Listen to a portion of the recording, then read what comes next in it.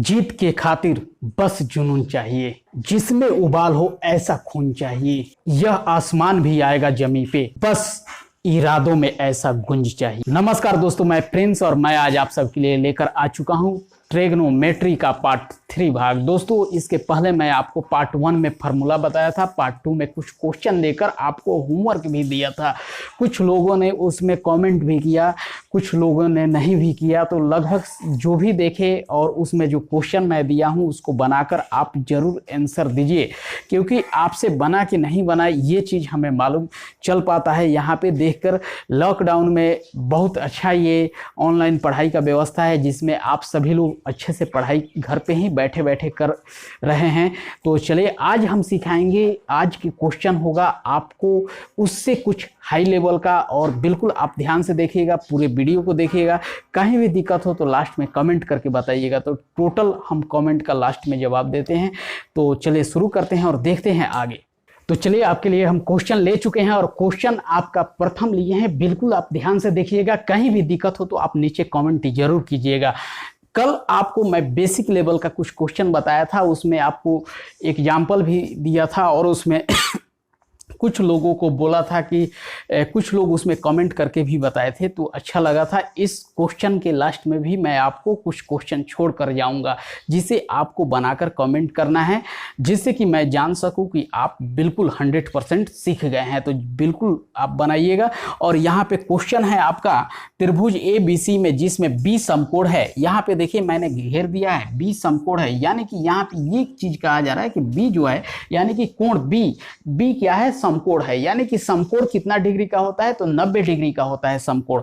AB 24 centimetre, BC 7 centimetre है। तो निम्न का मान ज्ञात करें, यानी कि निम्नलिखित का मान ज्ञात करना है कि निम्न का मान क्या होगा। अब यहाँ पे देखिए आपको साइन A और कॉस A आपसे पूछा जा रहा है 1 नंबर में, फिर साइन C कॉस C आपसे पूछा जा रहा है 2 नंबर में। तो इसको निकालने के लिए सर्वप्रथम आपको क्या करना होता है, तो पहले त्रिभुज बनाना होता है। कैसा त्रिभुज, तो समकोण त्रिभुज।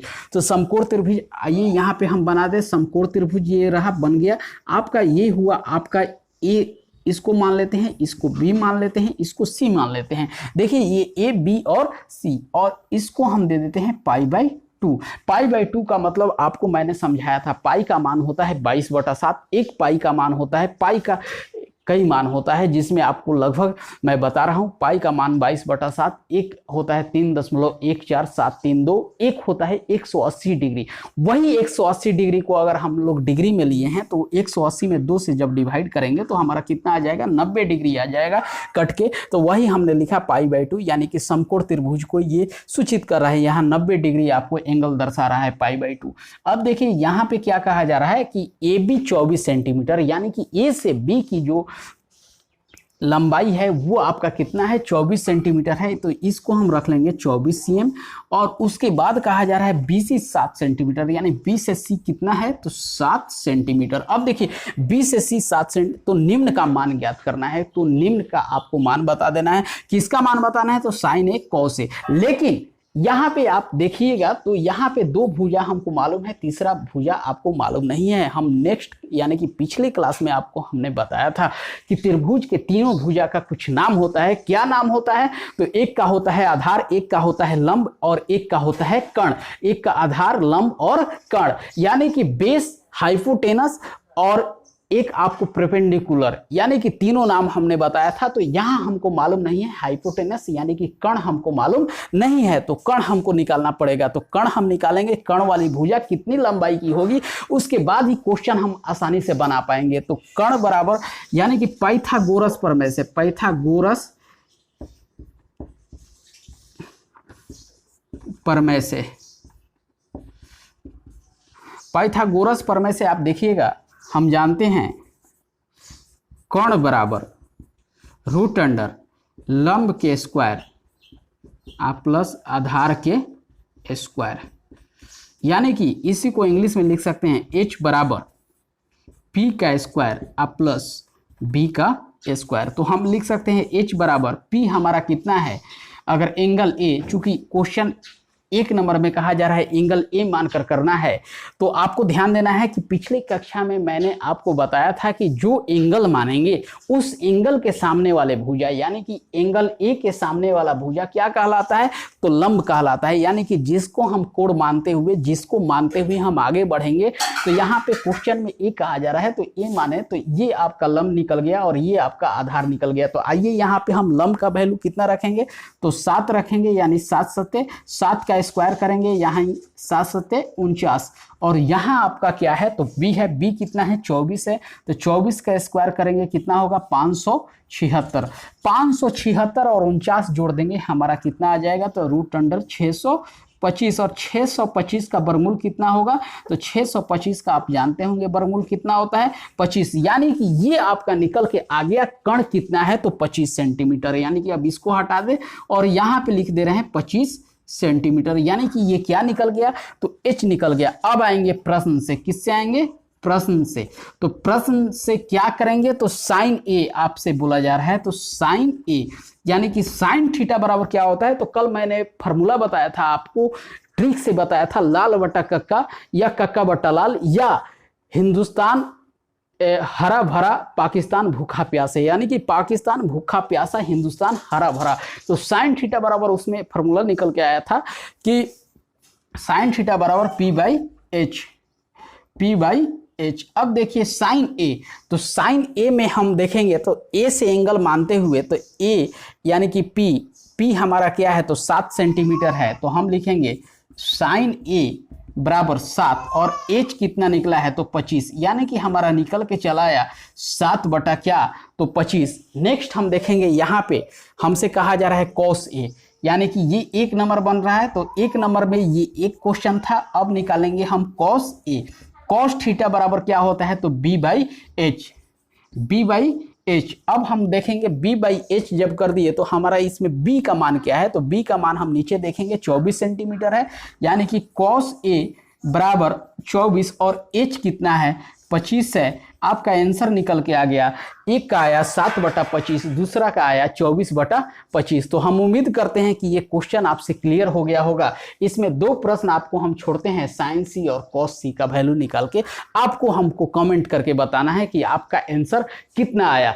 एक और क्वेश्चन देख लेते हैं नेक्स्ट और उसे भी क्लियर कर लेते हैं, तो टोटल वीडियो को देखते रहिएगा। कहीं भी दिक्कत हो तो कमेंट जरूर कीजिए। चलिए आपके लिए मैं दूसरा प्रश्न ले चुका हूं और दूसरा प्रश्न है आकृति में 10p minus cot R 10p minus cot R का मान ज्ञात कीजिए। और यहाँ पे एक आकृति दिया गया है, देखिए आपको ध्यान से देखना है। 10p माइनस कॉट आर आपसे पूछा जा रहा है इतना बराबर क्या होगा, लेकिन आकृति में सिर्फ और सिर्फ 2 मान दिया गया है।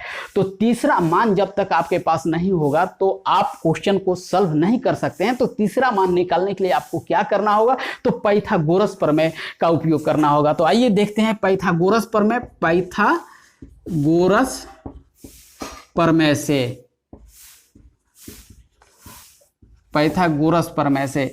पाइथागोरस प्रमेय आपको मैं कई बार चर्चा कर चुका हूं कि कर्ण स्क्वायर यानी कि कर्ण ये तो लंब स्क्वायर प्लस आधार स्क्वायर होता है, लेकिन इस बार हमको आधार यानी कि नीचे वाला निकालना है।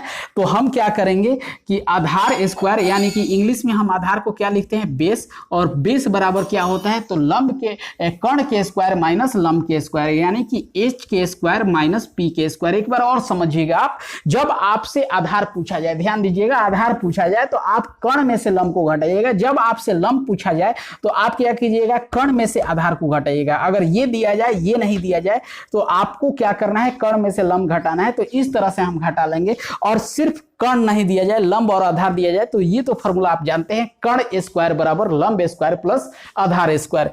यहां पे आपको ध्यान देना है कि b बराबर root under H square minus P square, यानी कि एच आपका कितना है 13 है, यानी कि 13 का स्क्वायर, अब बी पी कितना है तो 12, यानी कि 12 का स्क्वायर।